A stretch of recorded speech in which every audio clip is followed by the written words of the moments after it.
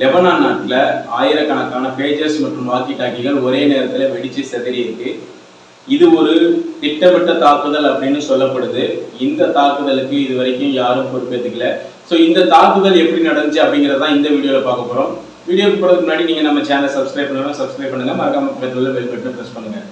Pager அப்படிங்கிற இந்த டிவைஸை வந்து நீங்கள் பார்த்துருக்கலாம். 90s மிக பிரபலமாக இருந்த ஒரு டிவைஸ் தான் இந்த பேஜர்ஸ். இந்த பேஜர்ஸ் வந்து பார்த்தீங்கன்னா எப்படி செயல்படுது அப்படின்னு பார்த்தீங்கன்னா, ஒரு கால் சென்டர் மாதிரியான ஒரு அமைப்பில் நம்ம ஃபோன் பண்ணி பேஜரோட நம்பர் சொல்லி இந்த நம்பருக்கு ஒரு மெசேஜ் அனுப்புங்க, இம்மிடியேட்டாக கால் பண்ண சொல்லுங்க அப்படின்னா அந்த கால் சென்டரில் உள்ளவங்க அந்த மெசேஜை டைப் பண்ணி அந்த பேஜர்ஸுக்கு அனுப்பிடுவாங்க.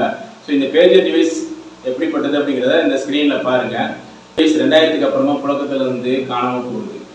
லெபனான் மாதிரியான நாட்டில் இன்னும் இந்த பேஜர் டிவைஸ் பயன்படுத்தப்படுது.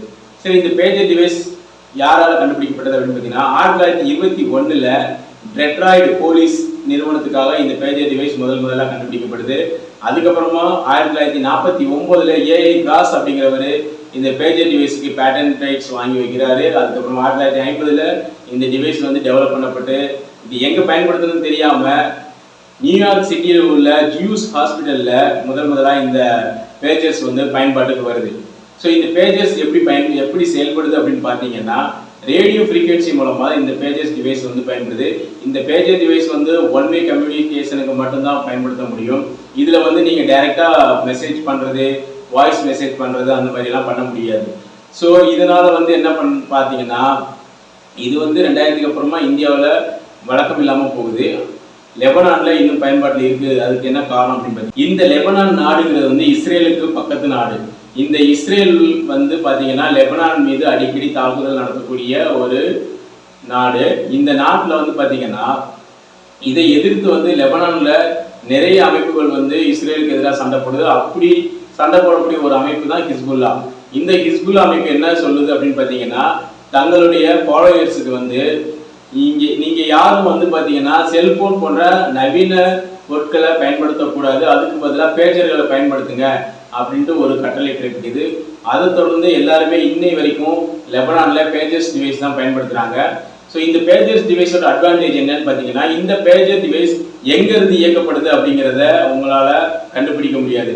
இப்போ நீங்கள் செல்ஃபோனில் ஒரு கால் பண்ணி பேசுனீங்க, இல்லை ஒரு மெசேஜ் அனுப்புனீங்கன்னா அது எங்கேருந்து அனுப்பப்பட்டுச்சு, அது யாரால் அனுப்பப்பட்டுச்சு அப்படிங்கிறத ஈஸியாக ட்ராக் பண்ண முடியும். இந்த பேஜர் டிவைஸில் ட்ராக் பண்ண முடியாது. ஸோ இதன் காரணமாக இந்த ஹிஸ்புல்லா அமைப்பு என்ன பண்ணுது அப்படின்னு பார்த்தீங்கன்னா, தங்களுடைய ஃபாலோவர்ஸ் எல்லாருமே பேஜரை பயன்படுத்துங்க அப்படின்னு சொல்லுது. இந்த பேஜர் இப்போ இந்த லெபனானில் வெடிச்சு சிதறின அந்த பேஜர்ஸ் எல்லாம் எங்கே வாங்கப்படுது அப்படின்னு பார்த்தீங்கன்னா, தைவானில் உள்ள கோல்டு அப்போலோ அப்படிங்கிற ஒரு நிறுவனம் தான் இந்த பேஜர்ஸை தயாரிச்சிருக்குது.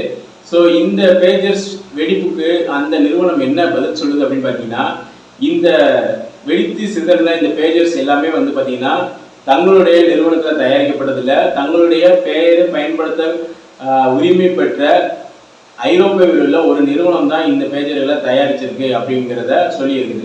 ஸோ இந்த பேஜர்கள் வந்து எப்படி வெடிக்க வைக்கப்பட்டது அப்படின்னு பார்த்தீங்கன்னா, இந்த பேஜர்கள் சப்ளை பண்ணுறதுக்கு முன்னாடி அந்த பேஜர்களை இஸ்ரேலில் உள்ள ஒரு மிக பிரபலமான ஒரு உளவு அமைப்பான மொசாட், இந்த மொசாட் அமைப்பை தாண்டி அங்கே எதுவுமே செய்ய முடியாது.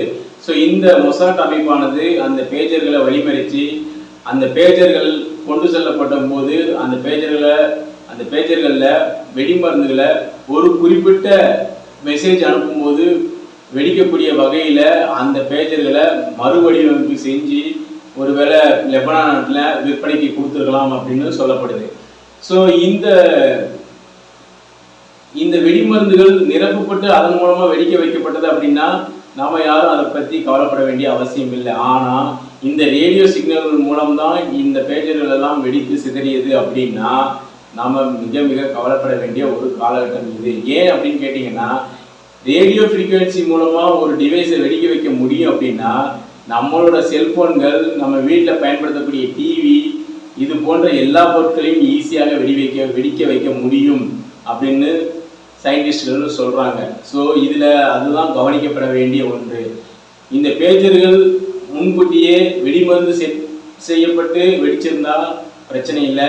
ஆனால் அந்த ஃப்ரீக்வன்சியை பயன்படுத்தி வெடிக்கப்பட்டிருந்தால் அது மனித குலத்திற்கு மிகப்பெரிய ஆபத்தாக வந்து முடியும். ஸோ இது குறித்து இஸ்ரேல் இன்னும் எந்த பதிலுமே சொல்லலை. இஸ்ரேல் வந்து என்ன சொல்ல போகுது அப்படிங்கிறத தெரிஞ்சாதான் நம்ம வந்து அடுத்து என்ன அப்படிங்கிறத சொல்ல முடியும். இந்த தாக்குதலில் வந்து பார்த்தீங்கன்னா சுமார் 2000க்கு மேற்பட்டவங்க வந்து படுகாயம் அடைஞ்சிருக்கிறாங்க. 9 பேர், ஒரு அமைச்சர்களுடைய மகன் உட்பட 9 பேர் வந்து உயிரிழந்திருக்கிறாங்க. ஸோ இது வந்து மிக மிக ஆபத்தானது அப்படின்னு சொல்லப்படுது. இது குறித்து இந்த பேஜர் வெடிப்புகள் தொடர்பான அடுத்த அப்டேட் அடுத்த வீடியோவில் பார்க்கலாம். நன்றி.